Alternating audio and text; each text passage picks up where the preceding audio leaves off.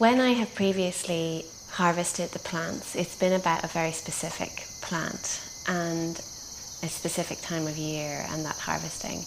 And this is the first time that I've come to a new site and a new context to make the pieces. And there was no planning of that in advance, so I had no idea what would be in bloom. And it was all about getting here, seeing what was growing at that time of year, what there was a lot of availability of, just working with that.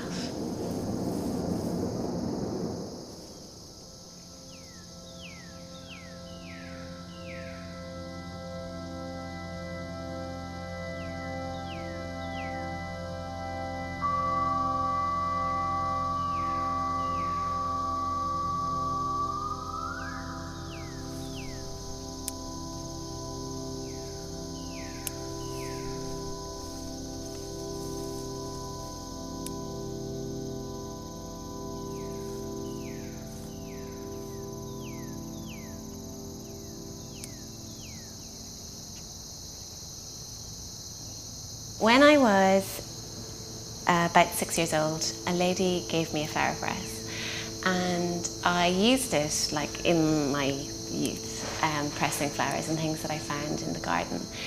But I completely forgot about it for a very long time. And in the studio I had been making these pieces where I was putting lichens between sheets of glass and firing them and seeing how that left an impression or left a mark. And then I was making drawings where I was pressing materials into paper and surfaces.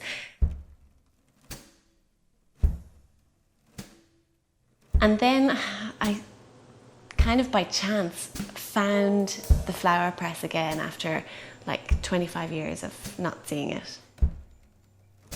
When I opened it, there was sheets of blotting paper in it from that time that had these beautiful marks and stains on them, like a memory almost of the plants I collected a long, long time ago.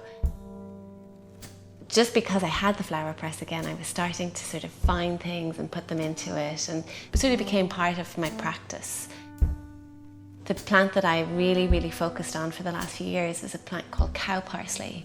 When they're growing in abundance, they almost look like a mist in the landscape.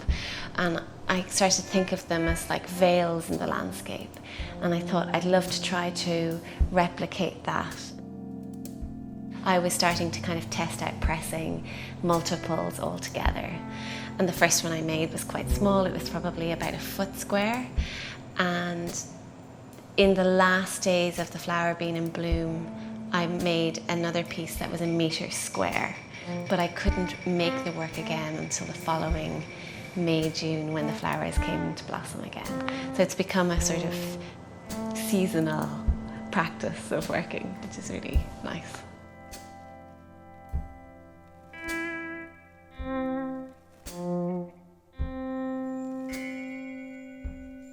The cow parsley is it's of the same structure as the Queen Anne's lace, and I had no idea that that would be growing here when I came, so that was a big surprise.